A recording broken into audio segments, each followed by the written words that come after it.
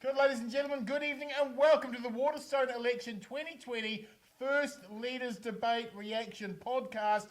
I'm your host, editor of the Daily Blog, Martyn Bradbury. With me in the studio is libertarian political commentator and stuff columnist Damien Grant. And our special guest this week is political commentator, columnist, author, broadcaster, poet, folk singer and revolutionary comrade Chris Trotter. Welcome, Chris. Hello there. That's quite a build-up. You have to live up to it now. Well, we are now 25 days away until the 2020 election. Before the Leaders Debate, TVNZ came out with their Colmar-Brunton poll, and here were the numbers. Labour, 48%, National, 31%, Greens, 6%, New Zealand First, 2%, and ACT, a staggering 7%. Before we get into the Leaders Debate, let's do a quick run through on each of these. Labour, 48%. Chris, does it say something about the Labour Party that they can lose 5% and still be in a position to govern alone? Well, it's certainly reflective of the position Labour has carved out for itself over the last 6 months. Yes. I strongly suspect that they are still over 50%, by the way, because Colmar-Brunton over the years has always boosted National's numbers vis-a-vis other pollsters, and the ultimate result underestimated Labour's support. That's right. And I think it's probably consistently overestimated the Greens and underestimated New Zealand First. Yes, that it does have that history too. Just quietly. So I mean, I saw Matthew Hooton's guess on Twitter. Yes. And I suspect his guess is probably nearer, which, if I remember rightly, was Labour about 53, National on 28. I think that's probably nearer the reality than Colmar-Brunton. Damien, 48%. This is I think the seventh poll in a row that has them leading a majority government under MMP. That tectonic shift, there has been a change in the psychology of the electorate. It's on now. It's baked in. No, well, part of it's baked in, but as I've been saying for a while, I think that the tectonic shift to Labour is not going to be fully reflected on election night. Yep. So the 400,000 people who voted National are indicating that they're going to go for Labour. Something like 100,000 or whatever it is are going to come back. And I think that the slippage in the poll numbers for Labour, yes. I mean 48%, is a result that they would have celebrated even 8-9 months ago. They would have been ecstatic with those numbers. So it's still a fantastic result. But I think there is a softness in some of those former National Party voters coming back. So I think there is a potential for National to pick up a little bit more support, but nowhere near enough to govern. Well, let's talk about that. National, Chris, 31%. Remember the good old days when Judith Collins said any result under 40% would be it? The leaders should be walking. 31%, they're pretty happy to take what they're getting these days, aren't they? Oh, look, anything with a 3 in front of it will be manna from heaven as far as National strategists are concerned. I mean, what they're fearful of is a result with a 2 in front of National's numbers, because that's when the real problems begin, it seems to me. When you're in the 30s, even at 31, there's still a faint flicker of light coming from the window, but when you head into the 20s, all the lights go out, as Labour discovered, and National would have been very pleased, I think, with that Colmar-Brunton result. Oddly, that's the complete reverse of how my life has gone. The 20s you had problems. The 30s. And as you get into the 40s, the light definitely started to go out. Now I'm in the 50s, and it's all over. A lot less jail time. We know that they're internal. Hold on, that's not. I was referring to my age, not my dating partners. Right. We know, Damien, that there are internal polls right now with National at 28%. That's what we heard earlier. They will be very happy. The public is saying 31%. Yeah.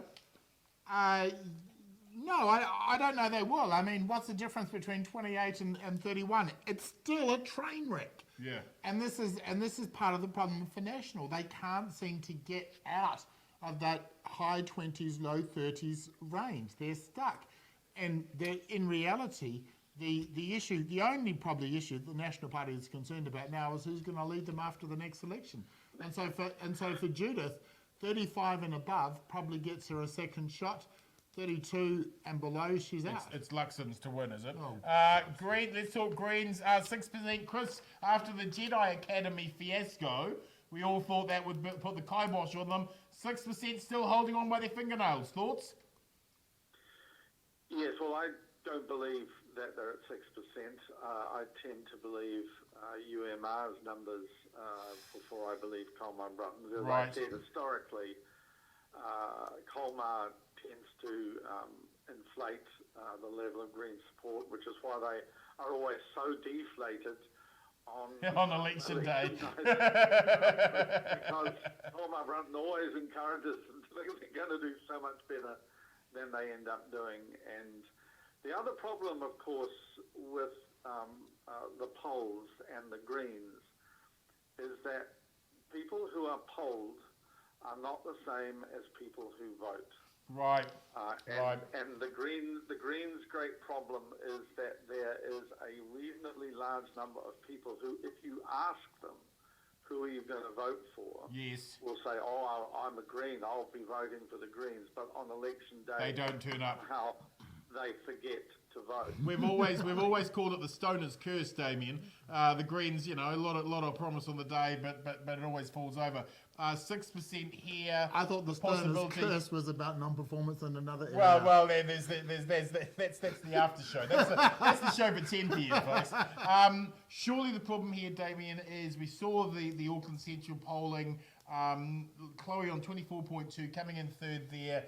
If they don't have a chance in Auckland Central and they could skip out 5% here, it could be all over for the Greens, isn't it? I'm feeling a little bit more bullish about the Greens than I was a week ago, and I guess the reasons for that is as the Labour Party comes under increasing criticism and scrutiny. Yep. So where are those Green voters going? They're going to Jacinda Ardern. And if Judith Collins and the National Party have some success in denting the halo around the Prime Minister, then there is a possibility that some of those Labour voters may come back to the Greens, whether it's enough to save them, but it doesn't need to be a lot, right? I mean, 20,000 votes is probably all that's required. New Zealand First 2%, Chris, without immigrants to be able to rave about, it's all over for Winnie, isn't it?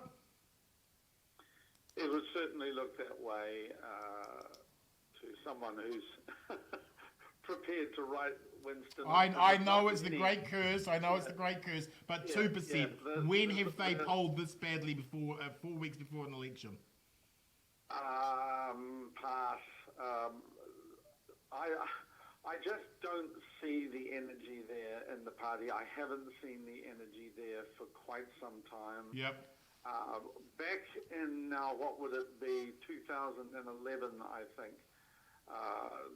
New Zealand First was out of Parliament. That's right. Very, very few people were picking a return. But in the 3 years between Winston being driven from Parliament and his return, I had been to a number of functions organised by New Zealand First fundraisers just to see if there was anything left. And I came away quite surprised at the resilience of the party. Right. And began to think, hey, look, these guys could well be back. And I went to the launch of the New Zealand First Party in 2011, and they had 700 or 800 people present. And at that point, I thought, right, these guys will be back, because they had almost as many people at their launch as Labour had at its launch in 2011. But in 2020? Yeah, and so I just don't see that energy. I don't see that sort of resilience in New Zealand First Have their supporters finally died out, which was, of course, the great T-tape controversy? I just surely, Damien, the issue for New Zealand First is you have a lot more reactionary parties out there now vying for those fringe votes, and a lot of that New Zealand First vote has walked away. They're being courted by the New Conservatives. And that's part of it, but the immigration thing and just isn't so much of an issue with New Zealand as it has been previously. I think that's stolen some of the oxygen. Xenophobia has deepened. But also, a vote for Winston, as somebody mentioned before we came on, is a vote for chaos. and I know several people who would vote for Winston merely for the chaos factor. But in the current setting, I think there's much less appetite for chaos. There is a real concern about the country is facing serious issues, and so people are making a serious choice. And Winston Peters is not presenting himself as a serious candidate, and I think that's the problem. The big surprise for the night, ACT 7%. Chris, 7% for the ACT party. About 18 months ago, the left got itself into a huge debate and fight over free speech. ACT championed it. Off the back of that momentum, they've now gotten themselves to 7%. Just how badly has the left responded and acted and actually giving David Seymour the ammunition he would use later on us? Well, it was a mistake for the left to allow the right to become the champions of free speech. Yeah.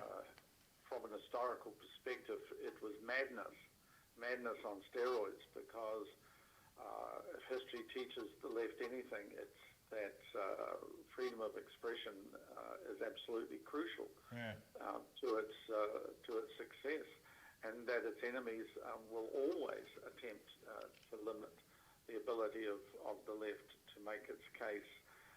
Certainly, that's what history teaches us. So, that's your watered down version of the left that was perhaps the left's position in the 70s and 80s and even 90s. But I'm not. You really have to get out of the terrible rut that so many people on the right find themselves in, of equating the left with Joseph Stalin or Mao Zedong. No. When I speak about the left, I'm talking about the left in New Zealand. I'm talking about the Labour Party. I'm talking about the trade unions. I'm talking about civil liberties people. Yes, Mr. Trotter. All of those. That's why I said the 70s and 80s and 90s, not the 30s and the 40s. I was talking about exactly the people like yourself who came alive in that generation of revolt against Muldoon and that era. That left, though, is quite different from the current left. Oh, yes. You'll get no argument from me over that. That was my point. I think that's the problem that has contributed in a fairly significant way, I would say, to at least David Seymour's transformation into a politician who wasn't a joke. Yeah. I mean, the twerking thing had cast him into a joke category, and his party along with him. He needed two things. He needed the end-of-life bill, I think, is the most significant contributor to his rehabilitation as a politician, but also his championing of free speech. Yeah. That gave him a measure of gravitas as well. But the other thing you've got to say about ACT is that what is happening now is what happened when Richard Prebble took over the party after Roger Douglas and Derek Quigley. Because Roger Douglas and Derek Quigley, they were true believers. They were pure in heart and mind when it came to the free market. And there were no votes in that, right? And there were absolutely no votes. Yeah. Craig Heatley poured $1 million into their launch of the ACT Party, and they never really got above 1%. Along came Prebs and said, you're talking to the wrong people, you're talking about the wrong things. There is a right out there further into the boondocks than National, really cares to go, at least not in its modern guise. And we can pick him up. And so he went and talked to people like Owen Jennings, former Federated Farmers boss. He sort of flirted with the anti-treaty people. Sometimes he even kissed a few of them, I think. Chris. And so ACT began to climb and climb and climb. And in 1999, they got 7% of the vote. They got more than the Greens. So it's a sort of a repeat of that election. Damien, how's David taking this? You know him. You know him quite well. 18 months ago, barely getting over 1%. Today, 7%. They must be ecstatic. I don't know if they're ecstatic. Ecstatic is perhaps the wrong word. Seymour and the rest of them definitely had a plan to get ACT back. Did they think it would work this well? I don't think. Well, I know they were not expecting this sort of recovery. Right. I think the plan was to get an extra 2 or 3 MPs. Whereas now they must be looking at 9. Yeah, I do wonder whether they might be happy with 2 or 3 MPs.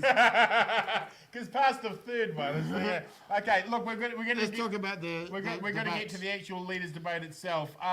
Round 6 rounds. I scored at round 1, Judith. Round 2, Judith. Round 3, Jacinda. Round 4, Judith. Round 5, Jacinda. Round 6, Jacinda. Chris, who won and why?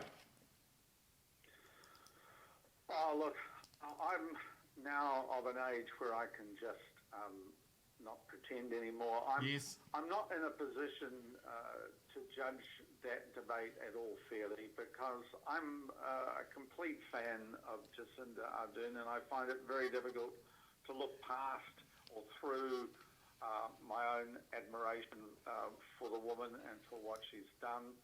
I think were I to try and put the sort of hats I used to wear 10, 15 years ago back on, I would say she was a little low energy in some of the segments, but she picked up quite effectively, I think, towards the end. I think she had the zinger of the night, which was, interestingly, to John Campbell, when she said, "I think you could be forgiven for losing the train of thought." Yeah, that was good. Lovely response to Judith's machine gun approach to rhetoric. And I just found Judith irritating. There was just this endless, relentless,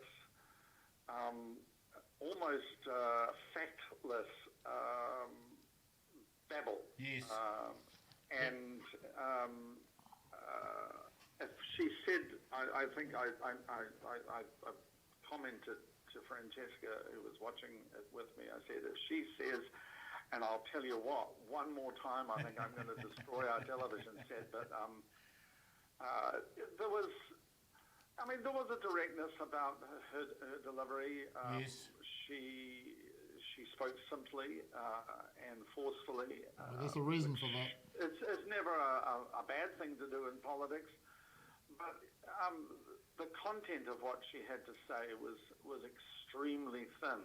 I think in terms of content, the Prime Minister did much better, but I think the comment from some that, the low energy, the riding above the fray approach, I don't think it really worked. No, that's right. No. I think she may have been expecting a more aggressive rather than a more prolix, a babbling Judith Collins, and I don't think she really had an answer to that sort of machine gun, unceasing approach on Collins's part. Damien, who won and why? I think if you're looking at that cold and you knew nothing about the two individuals and the history going in, you would probably give it to Jacinda Ardern. Yep. But knowing what we know about both candidates and the expectations of them going in... That Jacinda was going to floor her, yep. Yeah, I think Judith Collins did enough to keep herself in the game. Held her own, didn't she? She held her own. She was going in with reasonably low expectations. Yep. She's done enough, I think, to galvanise her own supporters. Yep. She's done enough, I think, to pull some of those National Party voters back from Labour, but she didn't do anywhere near enough to put her in the contention to win. And the reason for that is that, I mean, she had some great lines. I mean, the whole zinger about cannabis, I mean, it was rehearsed, but it was good. Sure. There was this joke about stems, which didn't really work. There was another one about the tax cuts, give it back. So she had... Clearly, Judith had spent a lot more time practicing for this than the Prime Minister had. But the thing that I don't think that Judith and the National Party have done yet is that they haven't really given people a really clear idea of what a national government would look like. Yeah. So they've got some really good criticisms of the current administration, but they're not doing enough to give people reason to shift. Well, let's talk about that. Chris, did this do enough to bring those National Party 45-plus women who have swapped allegiance to Jacinda? Did Judith do enough to bring them back home? No. I mean, that's what I was really looking for this evening. Yep. Did Jacinda say or do anything which would put at risk those 200,000 plus, particularly female voters? Yeah. And I think always in the forefront of her mind this evening was, whatever you do not be goaded into delivering a good old-fashioned Labour speech. Yeah, I think a lot of what Judith was trying to do, or at least her strategists were trying to persuade her to do, was to goad Jacinda into going full Labour. Yes. I mean, they almost certainly anticipated that it would be a really good result for the Labour Party, and they may, like Jennifer Lee's Marshman on TV1, have had the view that, well, she could afford to come out with her battle axe. I mean, she's the Prime Minister, she's 48% in the polls. Why was she so reserved? Well, she was so reserved to not spook those, she doesn't want to lose the 200,000 voters who have put her at 48 or 50%. Yes. And so going full Labour, it was a ridiculous expectation. I mean, if she had gone full Labour, I mean, you and I, Martyn, I'm sure we sat there and when the questions were asked and we heard Jacinda's answers, we were going, oh, look, why aren't you saying this? Why don't you say that? How can you possibly let her get away with that crap? Well, it's because she has got a huge number of votes to lose. That's right. She had everything to lose. Judith had everything to win. She's won them by being the person in control, the person being calm, the person being kind, the person who tries to unify, not divide. That was what I think she would have been telling herself all evening. Do not get on a soapbox because you've already got the Labour vote. That's right. Damien, I want to keep the crossover vote. Damien, where was Jacinda weakest, did you think? I think she was actually weakest when she was talking about the farming issue. I just didn't think that she, and there was a couple of platitudes. Also, when addressing the city mission thing, didn't really have an answer, and she didn't have any practice lines to whack Judith with. Yeah. Whereas Judith had clearly had practice lines to whack the Prime Minister with. And that, I think, is the problem. I talked to some of the people who were involved in Jacinda's prep today, and I asked them, well, what have you been doing? How have you been doing and it wasn't to interact with National, it was to speak over her and to the electorate. And I think that the problem was people came to that debate wanting to see her beat Judith, and she came with kindness, she came with a sort of a statesman-like, above-it-all performance, but Judith was just in there throwing punches. And I think Judith wins it because the expectation was that Jacinda would floor it. But also, I mean, if Jacinda Ardern wants to maintain the 45% Which is Chris's point. She can't spook those horses. And she didn't. And so, okay, she may well have needed to take some punches. Yeah. But if she had punched Judith back, she may well have triggered some of those partisan National Party voters. So it may well have been better for Judith for Jacinda Ardern to take the punch. Final word, Chris. Predictions for the week ahead. How do you think the TV3 leaders debate's going to go with Paddy Gower? Oh, well, Paddy's a very different proposition. Yes. To John Campbell.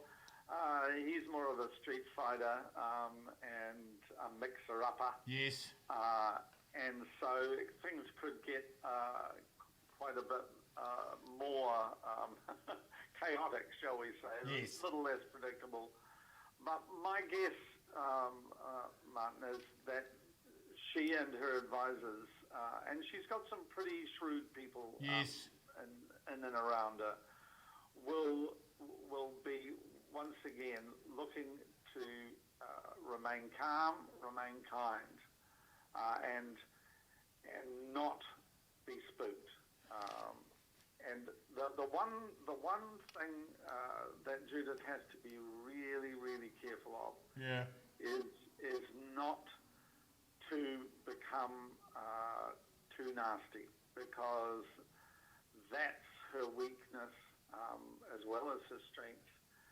And with those 200,000 plus women who have gone over, that stuff scares the bejesus out of them. Any revelation of that kind of crusher, Judith, will only cement Jacinda's position. Damien, predictions this week?